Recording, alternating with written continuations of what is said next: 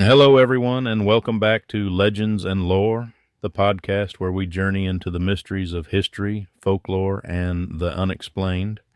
I'm your host, David Culpepper, and today we're stepping back in time to explore one of America's oldest and most enduring mysteries, the disappearance of the Roanoke Colony. Picture this, a thriving group of English settlers, over 100 men, women, and children, vanishing without a trace, leaving behind only a cryptic clue carved into a tree. It's the stuff of legend, but also very real history. But before we dive into this enigma, I have to ask, do you ever get drawn into unsolved mysteries? You know, the kind that keeps you Googling at 2 a.m., convinced you've cracked the code when really you're just staring at a blurry photo. Me too. There's just something about these stories, right? They make us wonder about the people who lived them and the pieces of the puzzle we might never get. Now, I've been itching to cover this one for a while. It's got everything. A remote island shrouded in wilderness, cast of ambitious settlers trying to carve out a new life in the unknown, and of course a mystery that's baffled historians, archaeologists, and armchair detectives alike for over 4 centuries. So, grab a cup of coffee, or maybe something a little stronger if that's your vibe, and let's get into it. Today we're not just talking about what happened, we're talking about why this mystery endures. What is it about Roanoke that keeps pulling us back? Why does it still haunt the pages of history books and inspire theories ranging from plausible to downright fantastical? By the end of this episode, we'll explore all of it, and maybe, just maybe, you'll walk away with your own theory. Let's head back to the year 1587 to the shores of a wild and untamed new world, where the story of Roanoke Colony begins, and where it disappears into the shadows of history. You know, mysteries like this one always make me wonder about how we'd handle something similar today. I mean, think about it.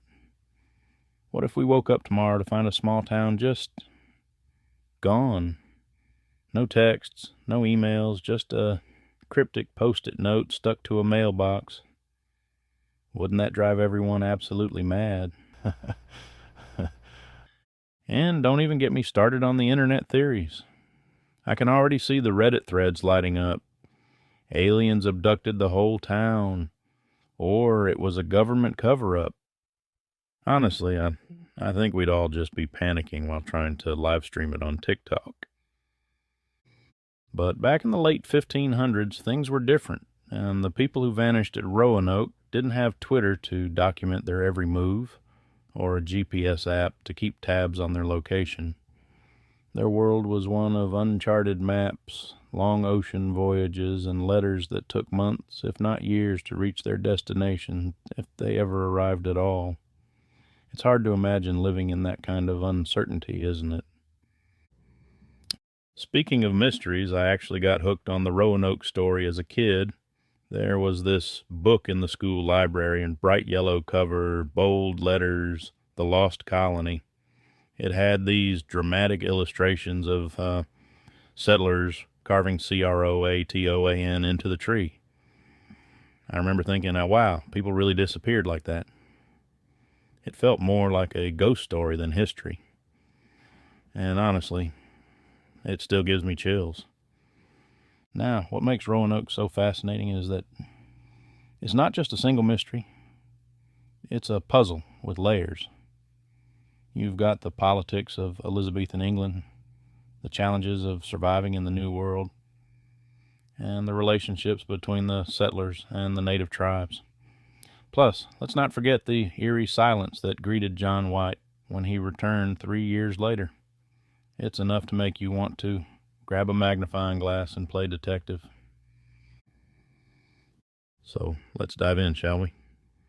We're headed back to 1587 when a group of 117 men, women, and children landed on Roanoke Island, full of hope, ambition, and maybe a touch of dread for the unknown that lay ahead. It's the late 16th century, and England is in the middle of its golden age. Elizabeth I sits on the throne, and explorers like Sir Walter Raleigh are the rock stars of their time, sailing to distant lands in search of wealth, glory, and a foothold against their rivals, especially Spain. The New World was seen as a land of untapped riches, fertile soil, abundant resources, and endless potential. But for all its promise, it was also a place of danger, mystery, and harsh realities. In 1587, Sir Walter Raleigh, one of the Queen's most trusted explorers, spearheaded a plan to establish a permanent English colony on the eastern coast of North America. This wasn't England's first attempt at settling Roanoke Island. A smaller group had landed there in 1585, but they'd packed up and left after a tough year of dwindling supplies and conflict with the local tribes. Still, Raleigh was determined, and so a new expedition was launched, this time with families, not just soldiers, in hopes of creating a thriving settlement. Imagine what it must have been like for these 117 settlers, men, women, and children, stepping off the ship onto Roanoke Island. The air would have been thick with the smell of salt and pine. They'd have seen towering trees, endless marshlands, and the wild beauty of a land untouched by European hands. For many, this was supposed to be a fresh start, a place to build not just homes, but futures. Among them were John White, the colony's governor, and his daughter Eleanor Dare, who was pregnant with her first child. Her daughter, Virginia Dare, would be the first English child born in the Americas, a symbol of hope for the settlers. But hope wasn't enough to shield them from the harsh realities of their new home. Supplies were already running low when they arrived. The weather was unpredictable, the terrain was unforgiving, and relations with the local tribes were tense at best. They were strangers in a strange land, relying on courage, faith, and each other to survive. And then just a few months after their arrival, John White made a fateful decision. He left the colony to return to England and gather much-needed supplies. Little did he know this journey would take far longer than expected. And when he finally returned, 3 years later, Roanoke would be a ghost town. The settlers, including his daughter and granddaughter, would be gone without a trace. What happened to those men, women, and children? Was it starvation, violence, disease, or something even more mysterious? The only clue left behind was one single word carved into a tree, Croatoan. And from here, the mystery of the lost colony begins. When John White set sail back to England in late 1587, I doubt he realized just how long it would be before he saw Roanoke again. His plan was straightforward: restock supplies, rally support for the colony, and return as quickly as possible.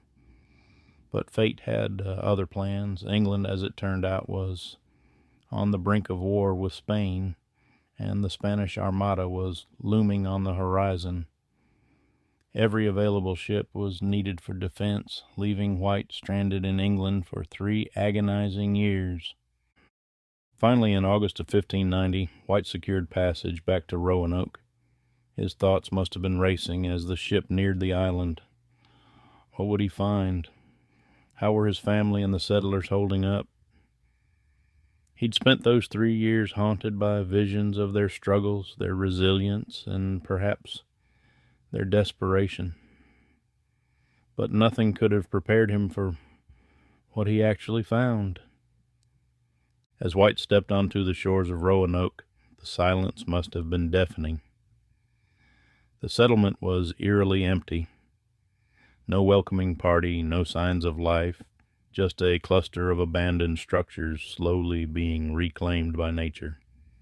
The colonists, all 117 of them, were gone. No bodies, no signs of a struggle, just an unsettling emptiness. And then there was the clue. Carved into the trunk of a tree near the abandoned settlement was a single word, Croatoan. Nearby, another carving read simply, CRO. White had left instructions for the settlers to carve a cross if they were forced to leave under duress, but there was no cross, only these cryptic markings. To White, the message seemed clear. Perhaps they had relocated to Croatoan Island, known today as Hatteras Island, about 50 miles south. But with no time or resources to investigate further, White was forced to sail back to England, leaving the mystery unsolved. What must that have been like for White to return after so long, only to find his family, his daughter, his granddaughter, gone, leaving behind nothing but a word carved into a tree? It's a haunting image, isn't it? And it's one that's kept historians, archaeologists, and storytellers awake at night ever since. But here's where the story gets even stranger. Over the centuries, countless theories have emerged about what happened to the Roanoke settlers. Some are grounded in history, while others venture into the realm of the supernatural, and of course every theory brings with it more questions than answers. Were they rescued? Did they assimilate with local tribes? Or did something far darker occur? Let's break it all down in the next part of our journey. So what did happen to the lost colony of Roanoke? Over the years, countless theories have surfaced, ranging from the practical to the wildly fantastical. Let's start with the most straightforward idea, one that Governor John White himself believed. The settlers relocated to Croatoan Island. Croatoan Island, known today as Hatteras Island, was home to a Native American tribe who had maintained relatively friendly relations with the English settlers. The carvings found on the tree seem to point in that direction. It's possible the colonists sought refuge there, integrating with the tribe in an effort to survive. This theory gained traction when later accounts described Native American groups with European physical traits and customs, hinting at possible intermarriage. Archaeological digs in the area have even uncovered English artifacts from the late 16th century. Sounds plausible, right? But not every theory paints such a hopeful picture. Some historians believe the settlers succumbed to famine or disease. Life on Roanoke was incredibly harsh, as supplies were limited and the colonists were unfamiliar with the land's resources.